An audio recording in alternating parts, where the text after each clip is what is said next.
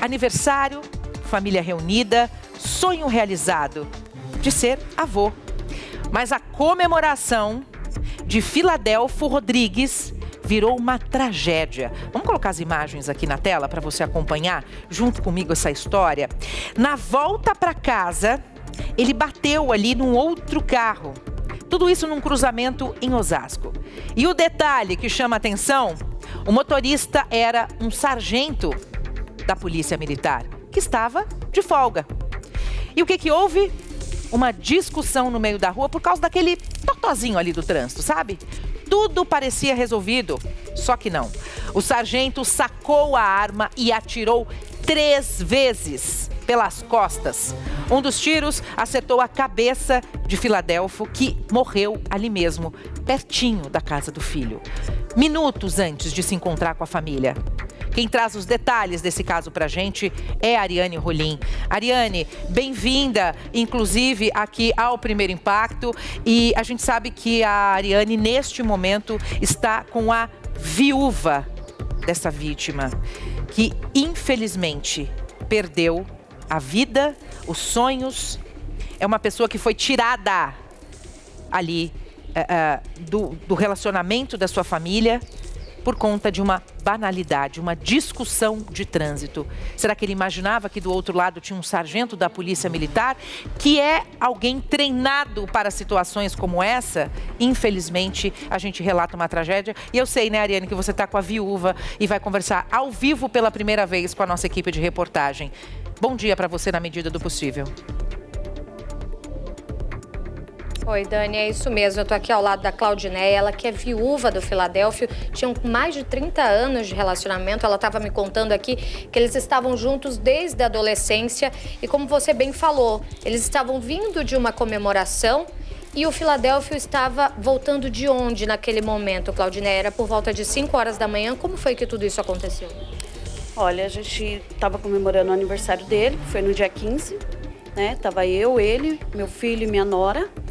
E a gente estava num barzinho próximo aqui de casa. Aí, por volta desse horário, ele veio, me deixou aqui e seguiu meu filho para casa dele, para ele não ir sozinho. Em carros diferentes? Carros diferentes. Ele me deixou aqui e seguiu meu filho. Na volta, que meu filho ficou na casa dele, que mora aqui próximo, foi o ocorrido. Isso tudo, Dani, o filho da Claudinéia e do Filadélfio, o Rodrigo, ele mora na rua de baixo desse cruzamento que vocês viram aí na imagem. Detalhe, eles estavam em carros separados e no outro carro, no carro do filho, estava ele, né, o Rodrigo, o filho, a esposa e o netinho do Filadélfio de apenas 2 meses. Esse netinho que ele estava muito feliz, tinha carregado poucas vezes, né, que vocês falaram que ele tinha receio ainda. Ele tinha um pouco de medo, né, porque muito novo e com 2 meses praticamente não vai ver o neto crescer, né? Não vai ver, né? O PM alegou que foi uma briga de trânsito, mas você falou aqui, Ariane, não houve briga de trânsito, nem teve oportunidade de ter essa briga. Não teve nem, pelas imagens você vê que não teve nenhum dos dois parou para conversar e tentar resolver o que aconteceu. Simplesmente ele atirou, ainda voltou para dar um tiro certeiro, que foi um tiro certeiro. Ele sabia o que ele estava fazendo. Ele é um policial, ele é treinado para aquilo. Ele sabia como atirar numa pessoa e foi o que ele fez. Pelas imagens do carro também você vê a direção da bala que foi para matar mesmo. Não teve essa de tentativa de assalto, que eu moro do lado do... Ele mora aqui há 30 anos praticamente, a gente tem comércio do lado daqui.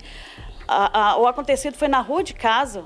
Isso não existe, entendeu? Então, para você foi realmente um tiro para ser fatal? Foi um homicídio. Simplesmente ele matou e acabou. Dani, você tem uma pergunta para fazer para a Claudinéia? Tenho sim. Eu queria que a Claudinéia, primeiro agradecer, porque é um momento muito delicado, né, para quem perdeu o seu companheiro de tantos anos, está conversando ao vivo com a gente. Queria agradecer a Claudinéia, claro, desejar aqui os meus sentimentos numa situação tão triste como essa. A Claudinéia falou sobre essas imagens, né? Então, Claudinéia, tem algum vizinho, já que tudo aconteceu na rua da sua casa, tem algum vizinho que confirma essa sua história de que não houve essa discussão, ou seja, foi ali aquela batidinha de leve na traseira, seguiram em frente? Algum vizinho, alguém ouviu alguma coisa, esse policial gritando, por exemplo, dando uma voz de parada, porque esse policial mesmo de folga, ele pode fazer isso, se caso ele entende, daqui a pouco eu vou trazer o Fukuoka também para essa conversa, mas se por acaso o policial mesmo de folga, se ele entende que está numa situação de perigo ou que está vendo alguma abordagem, ele pode dar uma voz de prisão. Mas, Claudineia, alguém ouviu alguma coisa no sentido de o policial pediu para ele parar, ele não parou? Você tem algum relato de algum vizinho, já que tudo aconteceu aí, onde vocês moram, no bairro que vocês vivem há tanto tempo?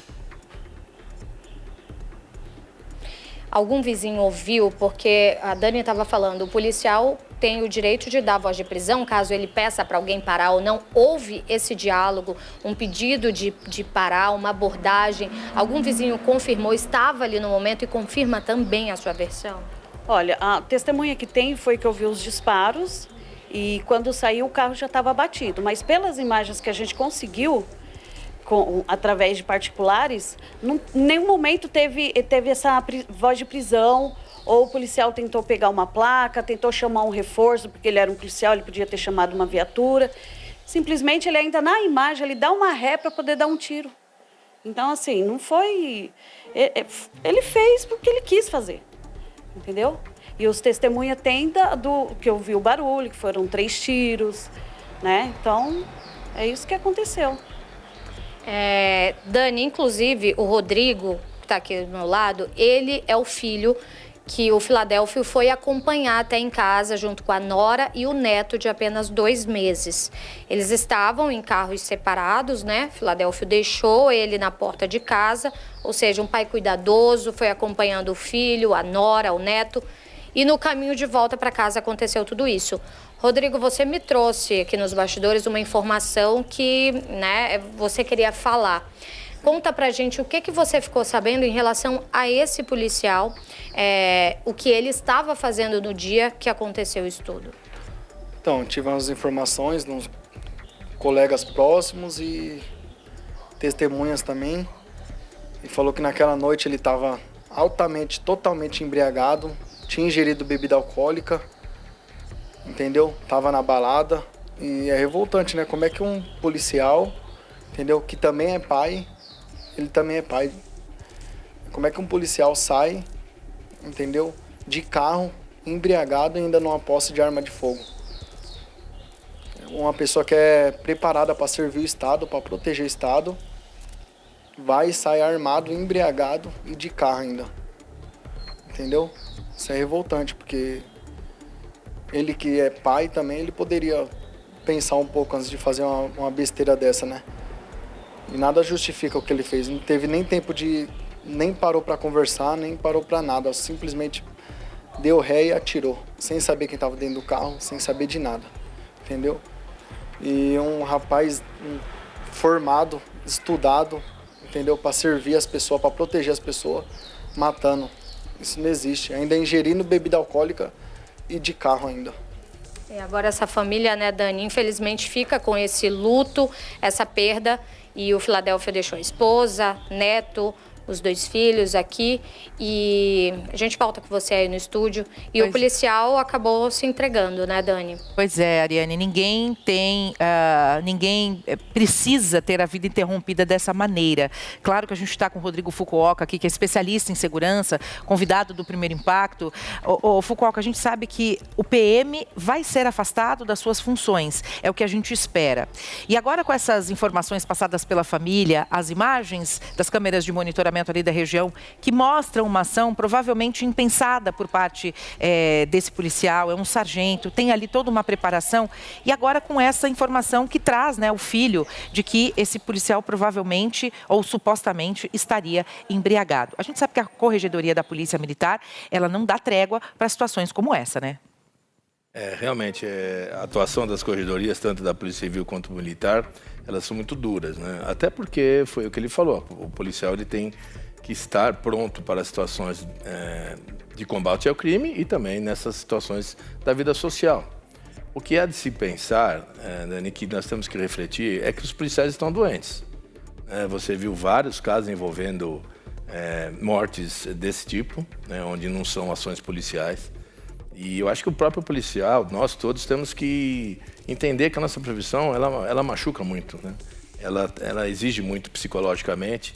E eu acho que nós temos, quem não está bem, tem que procurar ajuda.